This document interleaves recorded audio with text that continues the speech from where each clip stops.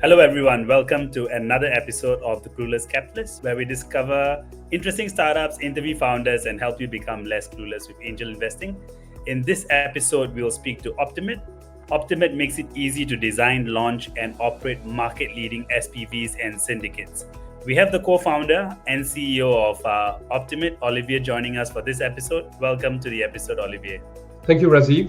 Hi, Usman. Hi, pleasure to be with you guys. All right, great.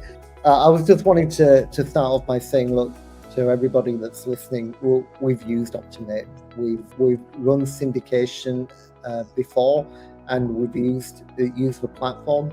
So it's something that we're a little bit familiar with, but we wanted to share this for others as well.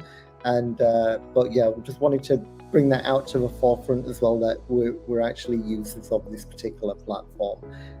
So yeah, over to you, Razi. Well, maybe since you brought up the word syndicate, and I also mentioned it in my introduction, right? For the other clueless capitalists who are watching and they've never heard of this term, maybe Olivier could explain what is a syndicate. Yes, so a syndicate, of course, the classic term of syndicate is people coming together to fight for I would say, a common cause. In the VC space, a syndicate is typically set up to pool small ticket investors to have access to better deal terms. It's usually organized by a syndicate lead, an individual or company doing it either as a side business or as a hobby or even just as a full business, who coordinates the different angel investors, coordinates with the startup to give the deal terms and make sure they get the best deal possible.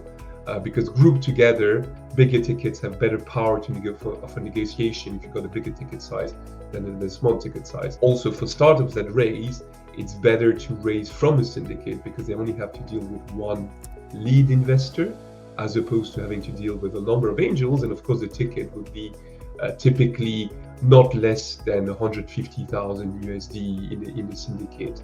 That's what we typically see on our platform. So really the term syndicate has been used more and more. It's in the US, it's quite common. It's type of funding that is very used by pre-seed or seed level startups. But you even see syndicates coordinated and raising monies even at later stages. So give us a background as to how you came up with formation of Optimate as a company, how the team came together and what the background story is. Right, so three current co-founders, David, Brandon and myself, have known each other for quite a while. Brandon and myself go a while back. He's one of the first persons I met when I moved from Luxembourg to Singapore while I was working for my previous firm, Vistra, specializing in company setups, international tax structuring. Brandon himself was a Cayman funds lawyer. So we've been friends for quite a while, and we've been talking year on year on how we felt our own effective industries were archaic, expensive, not streamlined, and of course lacking automation. And as things went, we started having in our minds the idea of maybe doing something together in legal automation sector. We started with the idea of maybe automating the setup of Cayman investment funds. But of course, that's in more regulated space, it's a little bit more cumbersome. We go back quite a while, so as ex-lawyers, we don't on the right. David used to work with me. We used to manage a small corporate services provider prior to launching Optimate in end 2022. I think the three of us were motivated by the idea of finding a scalable type of business in the tech industry, and we felt that doing investment vehicles was something that we where there was also a market in demand for more streamlined automated solutions. So I would say what unites the three of us, strong conviction that we can bring up in solutions which are cost effective, efficient, and of course, as a business, that this is scalable. So we want to bring some level of standardization in the market. Of course, we've seen other platforms being quite successful in more developed markets, AngelList, Sidecar, Odin, the US and the UK. And one of what we've realized is in Asia, there were no such similar platforms. Of course, the market is a little bit more nascent. There's still a lot of education that needs to, and this is why we're talking actually. We believe strongly that in the next 5 to 10 years, Asia and in Southeast Asia and Singapore particularly, where we founded Optimate, is going to be the place to grow the number of investment vehicles in that manner. So that's it for our story. Ex-lawyers, ex-operators, but really wanting to change the way things are done. All right, great. You also mentioned you mentioned some of the other platforms that are out there and how they're focused on different markets. So the problem that if I was to try and elaborate what that problem statement was, that people are looking to do this, but there isn't an automated way here in Southeast Asia or in Singapore in particular to really manage the whole process of getting angel investors to invest into a common fund, and then to be able to distribute that and disperse that to a target investment company. And some of the problems that I've seen was that, I don't know what the real process should be. How do I go about incorporating a special purpose vehicle, which is what we need to do? What are the requirements? What are the legal regulations? And all of the other activities that are there. So just kind of give us a high level overview of some of the standardized documentation that an angel investor syndicate lead would be needing to cover, and how you're managing all of that. I think the way things were done, Southeast Asia, to set up an entity would require going to a law firm initially, then to a corporate services firm, sometimes to a tax firm to get some tax advice, and then to another firm to advise on FATCA, CRS, regulations, making sure. So, on average, you would, before even starting, you would be out of pocket, 20, 30K before you do your first vehicle. And of course, you could think that, all that investment is worth it for the first vehicle because you'll replicate that. In terms that each subsequent vehicle might have some certain types of nuances.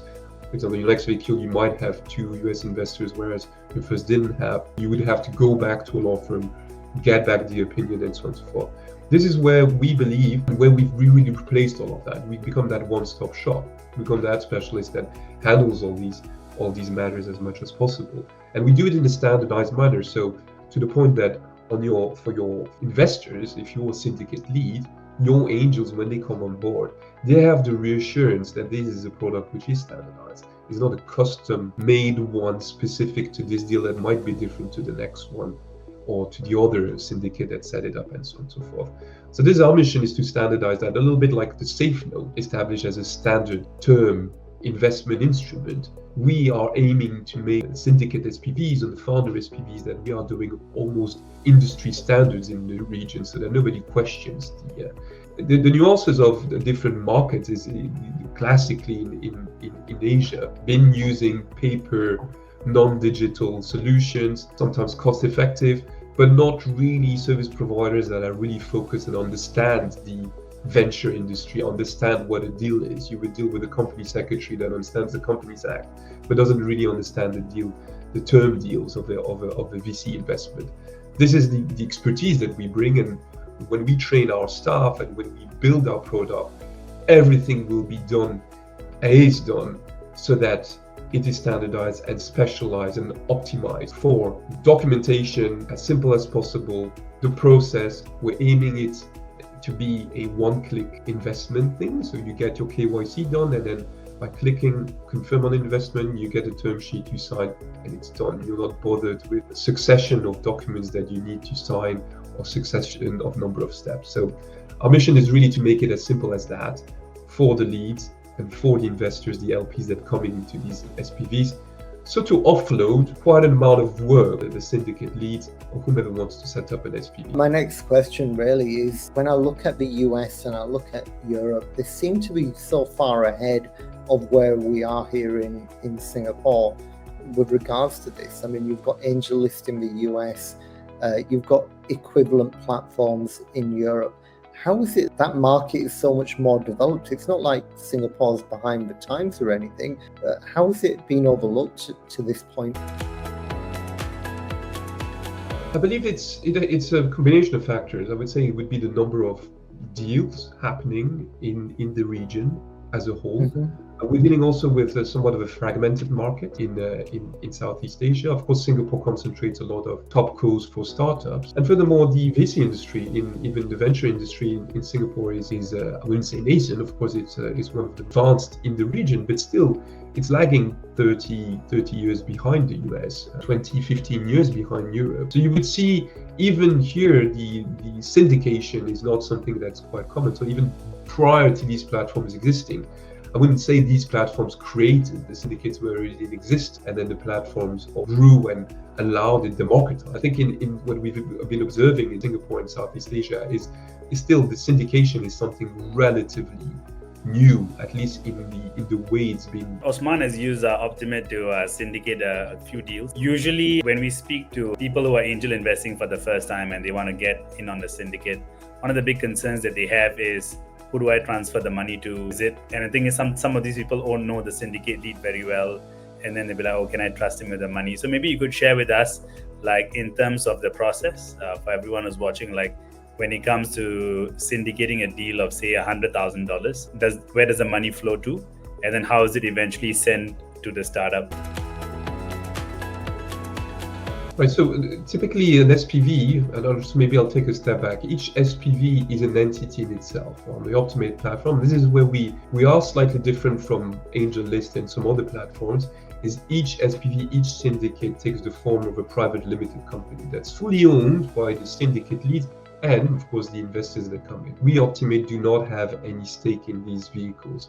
Slightly different from the AngelList model or Odin or Sidecar, where they use compartments or series in an LLC. But that's very technical jargon. I wanted to mention this because each SPV, each private limited setup, will have its own account on which the amount will be transferred. Account will be in the name of the entity. So this is typically how it is. There's several options to do this. The syndicate leads can open their own accounts, or we have our own solution that can aggregate the amount on the account. So of course, this is also part of the reason for which platforms like us exist, because we give additional comfort to these LPs, to these users, that of course we are a business and we are taking care of it. We are regulated by an authority here in Singapore that makes sure that we do sufficient KYC, we do make sure that the deals are not fraudulent, we make sure that there's enough, I would say, reassurances and guarantees that these are not structures set up by the leads. I think, yes, one of the main concerns from that what we've observed sometimes from some LPs is,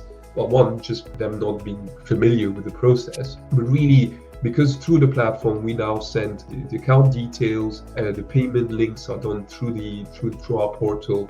It adds this level of legitimacy that makes it much more palatable for most users that come on our platform. So as you probably know, banking is something quite tricky nowadays to open for an SPV or even of a company. So we've secured at least a solution that can aggregate all these amounts, multi-currency amounts on the portal. Of course, there's a fee associated to it. But the idea is we streamline that and we can have an account that's open within a few days for the SPV to collect these amounts. I think that's good to hear that there's another layer of checking to ensure that there is no, it's all authentic and genuine deals that are there. So I think that adds a lot of trust, especially for LPs who might not know the syndicate lead so well, or might still be feeling a little bit of hesitance. So then the other question is, I know that there's a platform fee that Optimate charges. We're also aware that, when you syndicate, before you get an exit, it might take 3 to 5 years. So during those 3 to 5 years, what does Optimate do? And are there additional charges for those additional years?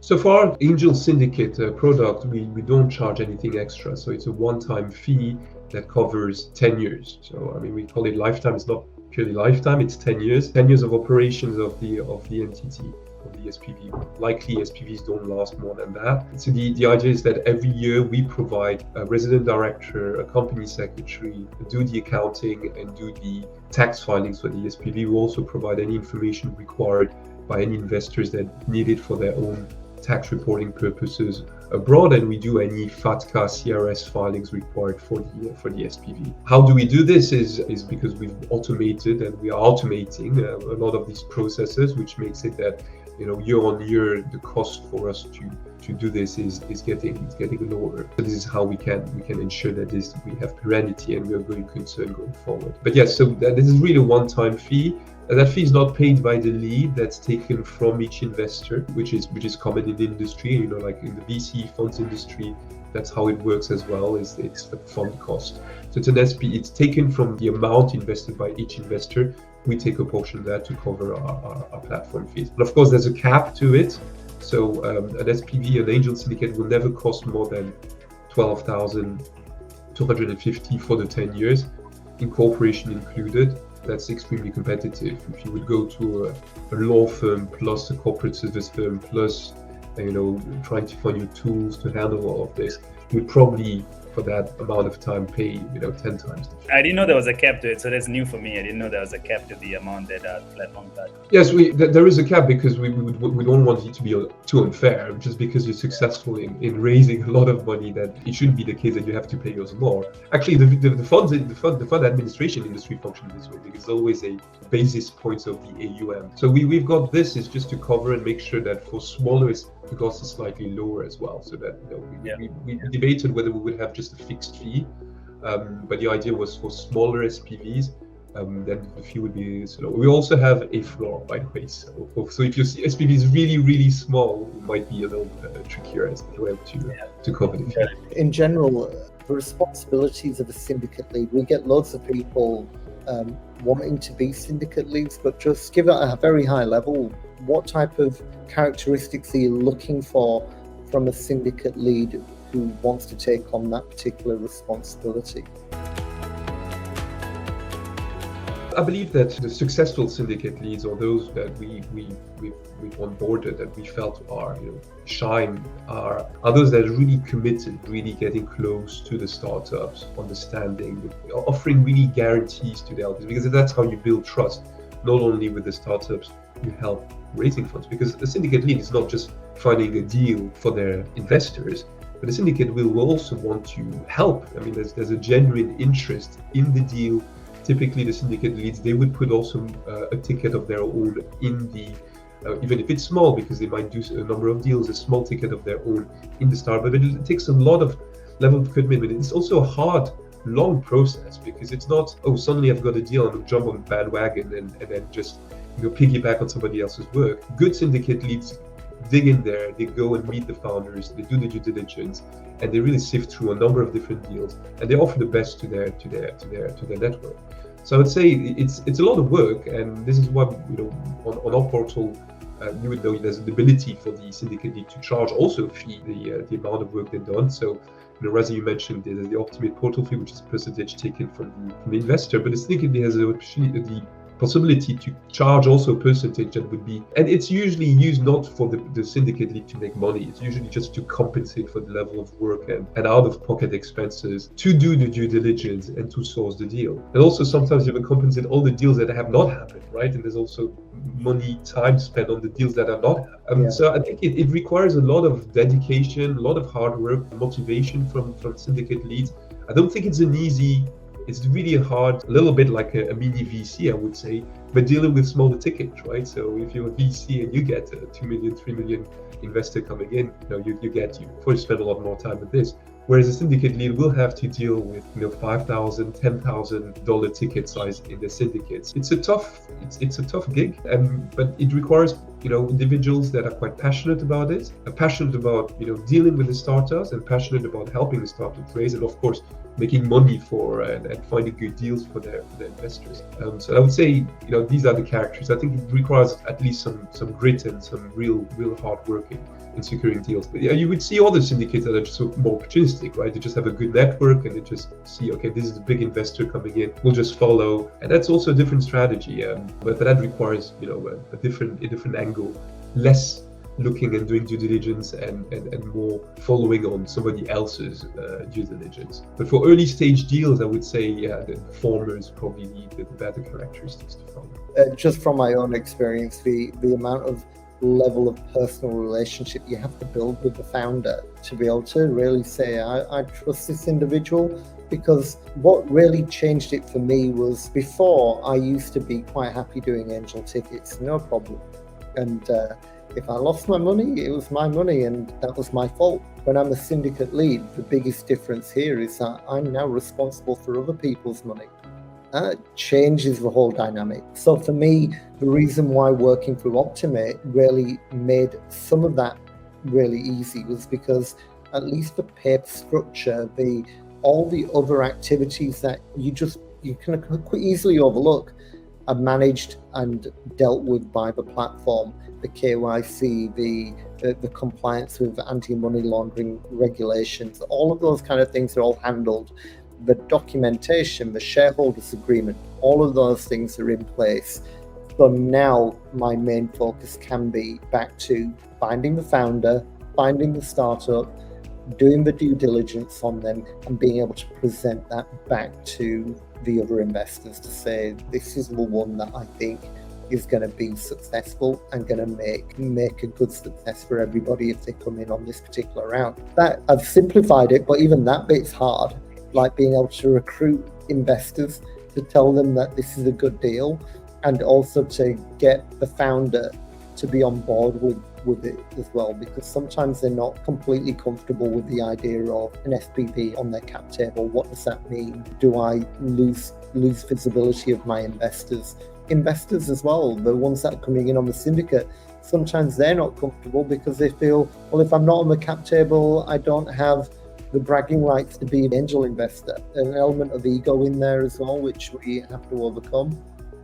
And people often overlook the actual level of hard work that's gone into going in, putting boots on the ground as well, to actually see what this founder is doing, how their business is structured, and trying to do all of that. So all of that is often overlooked, and Optimate at least makes one portion of that whole syndication completely straightforward and easy to manage. Otherwise, I think when me and Razi were originally looking at this, we had to go and create an SPV, register an ACRA, become directors of a company, and we didn't know what that meant. We didn't know what type of standard structure we should be using, how to associate a bank account with the entity that we built. We really didn't know what we were doing, and it would have just taken like 6 months to work that out. And here we are, where we're able to just focus on sourcing the deals and making sure that we're presenting the best ones for everybody. This is really sidetrack from what you guys are discussing. To run Optimate, what kind of licenses are needed? I think one of the other questions like, is this MAS regulated? So no, we're not MAS regulated, and we don't need to be MAS regulated because we're not offering the syndicate that we do are not funds. So I just want to make sure that we're not providing a fund management, or we're not managing any fund vehicles. The angel syndicates we set up are deal by deal vehicles, and as such they are, I would say, unregulated investment vehicles. The investors that come into these SPVs, they decide to do that specific deal. So the lead is not having any discretionary power in terms of how to invest the amount being brought in by the investors. Quite the opposite. They would give a deal and say, this is the startup and these are the terms. Are you in or out that specific deal? So as such, that vehicle doesn't require any itself. The SPV is not regulated. We, Optimate, we are regulated by ACRA, Accountancy and Corporate Regulatory Authority here in Singapore, because we do filings and we take fiduciary responsibilities as company secretaries or directors in these SPVs. As such, we're regulated, so we have to abide by high level of compliance standards in terms of checking who are the investors, who are the directors in each SPV, and we are being audited on a regular basis by the Singapore authorities. So as such, we do have some level of regulation, but we're not regulated by MAS, because we are ourselves not managing anybody's funds. So we're not doing any management of the funds of anybody, nor are we providing any accounts services. The accounts that Open are done with an MAS regulated provider. So as such, we are not that. On the other side, we do provide fund administration services, but these services are provided to fund managers that themselves are regulated in Singapore under MAS. So some of our clients are MAS regulated. We ourselves are not MAS regulated. We are ACRA regulated. This follows on from what Razi was just asking, but in terms of investors that come in onto the SPV, do they need to be accredited investors? So it depends on the nature of the SPV. They don't, strictly speaking, need to be accredited investors. We do ask our investors when they come into our portal to declare whether they are accredited investors or not. If it's in an angel syndicate, they don't, strictly speaking, because it's not a regulated vehicle. But it's always better to have an idea, because in future deals, for example, if it was a vehicle where there is a fund manager, because if it's a fund type of vehicle, they would need to be an accredited investor. So I would say, depending on the type of vehicle, the type of the product the users on our portal are investing in, they might or might not need to be identified as accredited investors. What are the typical gotchas that new syndicate leads need to be aware of when they're going to set up a syndicate or kick off a syndicate? We've chosen Singapore because it's a good tax-neutral jurisdiction, particularly if it's for equity or safe notes or capital type of investments. You have to ensure that you've done sufficient research or asked the right questions when it comes to the type of instruments that are being issued by the startup. For instance, if you would be investing in a startup through a convertible note and getting interest coupons on it, these interest coupons might be taxed in Singapore because interest is taxed. Returns on capital or dividends are not taxed. So typically our vehicle are mainly set up for these type of returns, for an exit or a dividend. So this is one aspect of it, is making sure from a tax perspective, the portfolio company that will be held by the SPV, the instrument is the best instrument possible to invest. It's not a big issue if it's a safe note, which is quite standard in the industry, and because that won't have any tax consequence and it will be equity down the line. So that's one element. The second bigger concern would be to ensure that you know what is the percentage of US investors you've got in the vehicle, because if you go beyond a certain threshold, namely 50%, that might have consequences in terms of how the vehicle is considered from a US tax perspective for those US investors. So there are specific rules. All our SPVs are considered as PFICs, which is foreign investment companies. As a result, US investors will receive every year the information for them to do their own personal tax returns. But if you do start having more than 50% US investors and the asset is a US company, you might be captured by the IRS. So these are nebulous, I would say, consideration. I think one of the biggest yardstick you can use is if you are investing in a startup in a foreign country and most of your angels in the syndicate are from that same country, are there any risks for the syndicate, which is a Singapore company, to be considered as a foreign entity there? This is all very complex international tax questions. If you do not have majority investors coming from the same country where the startup is, and it is not Singapore, then there shouldn't be an issue. Yeah, I'm kind of giggling because we've had issues around jurisdiction of a company entity and where the SPV that we're setting up through Optimate is, and we've had to wind back some of those kind of engagements. With regards to the other things, like we were once running a syndicate and one of the investors turned around at the last minute and said, I want to invest through my company. I want my company to be on the cap table. Are there any restrictions around that create problems for the SPV?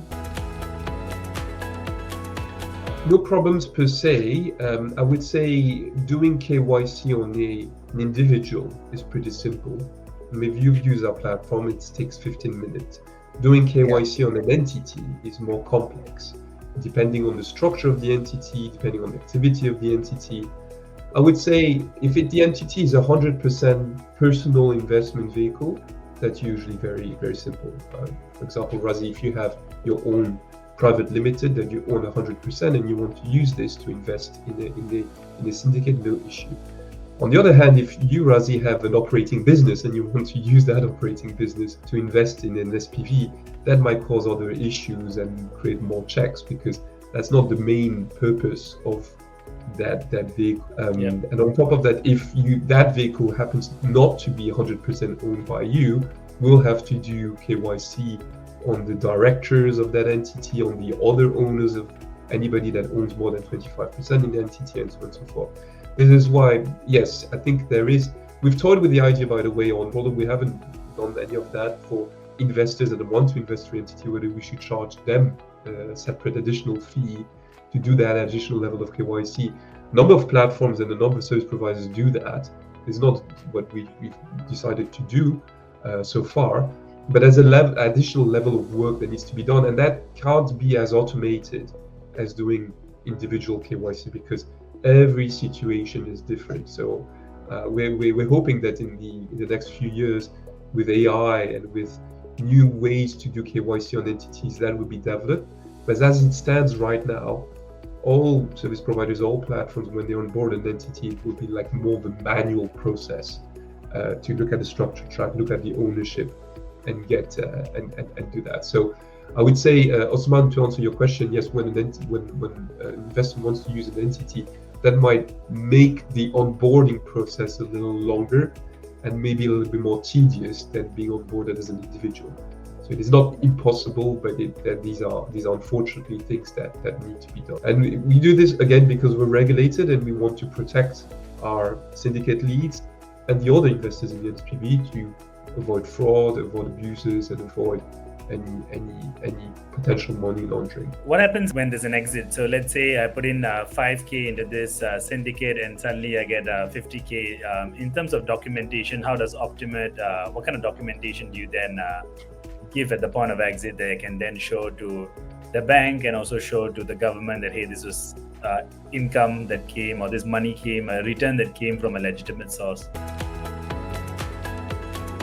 Right. So what will happen is upon an exit, typically we would wind down the SPV and redeem the shares. So it's a share redemption. So you would get a notice from the SPV stating your shares that you own in this entity were redeemed and the value of the shares was X, and you're getting that amount back as a return on capital. So that legitimizes and shows that you have that element. We have some element of flexibility here as well, because if for whatever reason an investor would rather this being paid as a dividend, we can do that as well, because we can do that as a dividend distribution prior to the capital redemption. Because these treatments might vary depending on the place of residence of the investor. But I would say the standard process is to redeem all the shares, money back on those shares, and then wind down the entity. Just as a side note, I mean, when I was talking to one of the banks about setting up an account for the SPV, all of these questions came up. How are you going to be returning the funds to the investors and shareholders? We then had to talk about dividends, and we had to talk about the winding up of the entity. And unfortunately, there aren't that many like banking clerks that we're dealing with that are familiar with the syndication method. So they're asking questions like, "Oh, how many dividend events will you have per year?" And we're like, 10 years time. And sometimes you're not sure whether that's the answer you should be giving them, because obviously they're going to think, well, this is unusual and maybe this isn't what we want to deal with. But it's all of these things where there's an entire ecosystem that needs to be educated, and hopefully over time it will become easier. But so far I've realized that the supporting industries are still taking their time to get used to this approach to investment. Absolutely, Osman, and this is why we've privileged partnering with a provider where we've invested time to explain to them how a syndicate functions, what the money flows would be associated to, and we can open an account very, very quickly. I mean, the drawback, of course, it's that the account is a virtual account opened with a bank here in Singapore. But at least we can get the money in and out quite quickly, really without them necessarily asking too many questions. As a matter of fact, they come to us with questions. They came recently with a number of transactions, and we explained to them. But because we spent so much time initially, explaining exactly what we were expecting the money flows to be, i.e., several tickets in, one big ticket out initially, and a few years later, hopefully the opposite, then they at least understood that this was it, and it was priced accordingly, right? Because I think one of the biggest issues with banks currently, and they're facing a lot of pressure in terms of compliance, they're not particularly interested in offering banking solutions to entities that are not going to keep either high cash balances or do a lot of transactions throughout their lifespan. Typically, a syndicate or an SPV that's been set up will not fall under the category of an entity that will do ongoing transactions on a monthly basis, on a yearly basis, thereby incurring bank fees, or an entity like an operating entity that might be interested in bank products, leverage, loans, other investment instruments. And SPV won't do any of that. So banks typically look this as extremely low priority type of business. And in terms of the amount of work, resources, in terms of relationship managers, compliance that they would allocate to opening this account, it's a net loss for them. So what we've observed at least is there's somewhat of a reluctance, and we've seen this shift really happening over the last 3 to 4 years, where prior to that banks were quite keen to get business, open as many accounts as possible. I believe within the banks the KPIs have drastically changed now. It's been and focus on profitability per account. So I think that's what we see is that the new type of payment solutions are preferred because they at least are open to opening accounts to that. So absolutely the level of compliance, and this is I know, even though we already have very clear explanations, a very clear model, and our structures are very well established, even opening an account with a classic bank is still a chore. If I would want to summarize all of this, is when you set up your first entity or vehicle or investment fund, any of that, one tends to underestimate the complexity of anything related to compliance, paperwork, legal, bank accounts, as we've mentioned. Typically, we think the biggest challenge will be to raise funds. Yes, that's a challenge. It's obviously the biggest thing. If you can't raise the funds, no point even doing anything. But yes, and indeed, to reiterate what Osman said, we're trying to at least remove that pain bit. The pain bit that usually comes after you've got enough comfort that you'll be able to raise the fund and you've got a good deal, and then you're like, okay, how do I structure that? And typically, what we've seen, without Optimate, and again, this is more of a guess based on feedback we had from clients. At least we accelerate that process. You can get an entity done within the week and be able to collect the money in there. And of course, the time the compliance is done from each investor, that might take longer. But even from the investor side, as I mentioned, the KYC is done online. There's no need to go to a notary to get a paper copy, to send a letter, or to go physically somewhere to open something, and so on and so forth.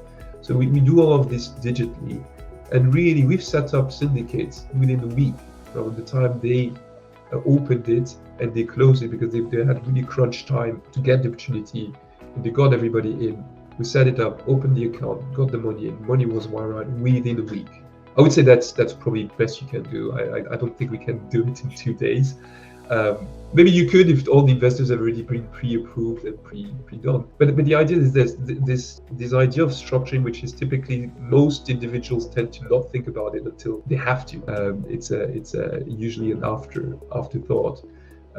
One can't underestimate the pitfalls. And we try to solve this, and hopefully in the future nobody will know exactly how painful it is, because we make it simple. But we just want to make sure that everybody understands the value of it. And this is why platforms like AngelList, Sidecar, like ourselves exist, is really to facilitate. I would say we're not making deals happen, but we're helping to a certain degree the deals to happen, because you don't have to worry too much about it. You don't have to worry about whether one of your investors that you've met yesterday might be or might not be dodgy, or you might not be worried about where when is the bank account going to be open and the money. So if you've seen our portal, as much as possible we try to be as transparent as possible on the process. We're making improvements every day as we talk, taking feedback from our clients. But the idea is that the portal is self-sufficient to know where each investor is in terms of their process and where they are in the system, so that you don't have to chase independently or check or send an email or call someone to know what's happening. And just to kind of follow on top of that, I mean, there are a lot of people who will say, yeah, I want to be a syndicate lead, I want to run that, and then they're just not aware of just the amount of heavy lift that needs to go in on both sides. I mean, for me, having to open up an account just for one syndicate was so painful, like really, really painful. And when I compare it to when I did it with Optimate, where we created the entity through the Optimate platform, and the account was there waiting for us. It was really pretty straightforward. I didn't have that complexity or problem. And obviously that doesn't take away any of the responsibilities that I have as a syndicate lead. I'm still a director of the syndicate. I still have my obligations as a director.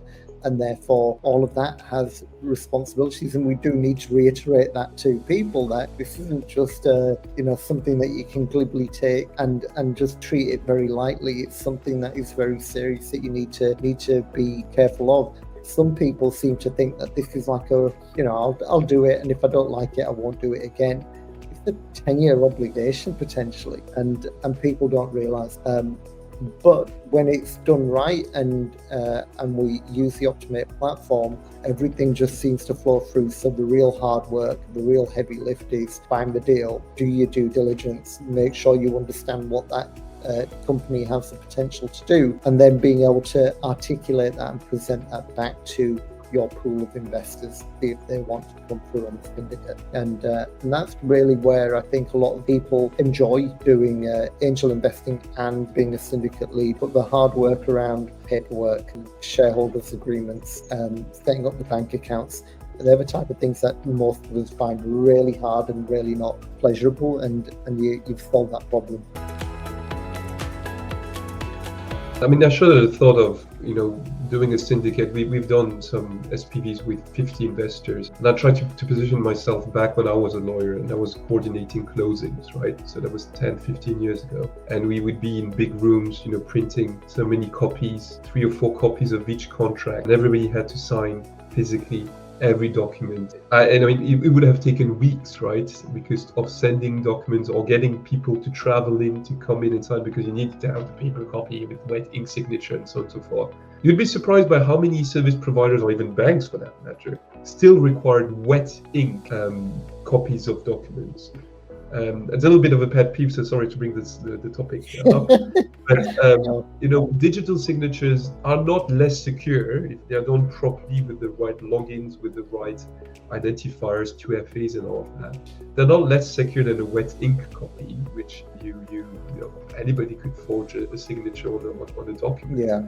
So I find it fascinating why still I've been having debates, with auditors or sometimes with other third-party service providers, trying to argue with them. But why? We've got the Digital Signature Act in Singapore, in most countries, by the way. Why do you still require this? And they don't really have an argument for it, because it's still. Nowadays you can do banking just with your phone, right? So your phone should be your signature tool or something like that. We've got SingPass in Singapore, which is fantastic, that allows you to log in. That's something that we'll have to work on as well, to integrate maybe on our portal. But this is the future, right? So it's not anymore dealing with shuffling documents here and there. So, again, taking my initial argument, if I put myself in my shoes as a lawyer, coordinating all these documents, going around, missing one paper, reprinting a document, and then at the last minute realizing there's a typo in this thing.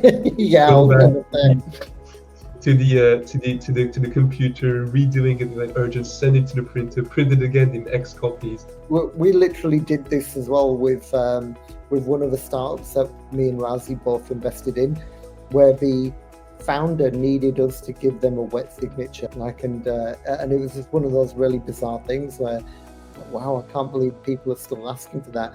But literally today I talked to a bank and they had to get me to move my laptop camera towards the ground and watch me sign a document. Like, just a piece of paper, just make me sign it, and then, okay, that's great, we've recorded that. So I think they take at least a step where you don't have to go to the branch and they see you sign. At least they do now at the distance. All of these are stories that you'll share in the future. Nobody will recognize what you're just talking about. This will be like a historical or an ancient thing from the past. And I think it's coming, maybe give it another 3 to 5 years. Yeah, absolutely. Yeah. We used to fax documents, right? So, I still sometimes on certain Singapore administrations where they ask, it's a mandatory field to put a physical phone number, right? Like it's MOM, that requires you to put a landline. Yeah.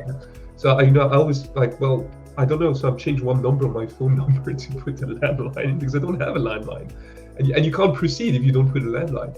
And there's other platforms that require a fax number. Yeah. It's not bad. Mm. I think that- received an email today that had a landline number and also a fax number. I was like, wow. That's, So unrelated to Optimate, I had to wind down close a bank account in India for a company. Actually, I was dealing with the shutting down of a branch of a group in India, and I had to send a fax to the bank in India. So I had to find online virtual fax because you've got softwares that pretend it to be a fax, but you can send it through a number. So it's just because they would only accept receiving a fax, that instruction by fax. No email, no physical copy. It had to be a fax. I think it was Bank of America. Really, Wow. that was last year, by the way. No, 2 years ago. Yeah, just prior to Optimate. Yeah. So here you go. Yeah, these things still exist for some reason. So they're not stories of yesteryear. They're still quite current. Yeah, thanks guys. Thanks for allowing us to share any of this. I'm hoping to hear more from the Clueless Capitalist. Again, always a pleasure to talk to you, Usman, Razi as well.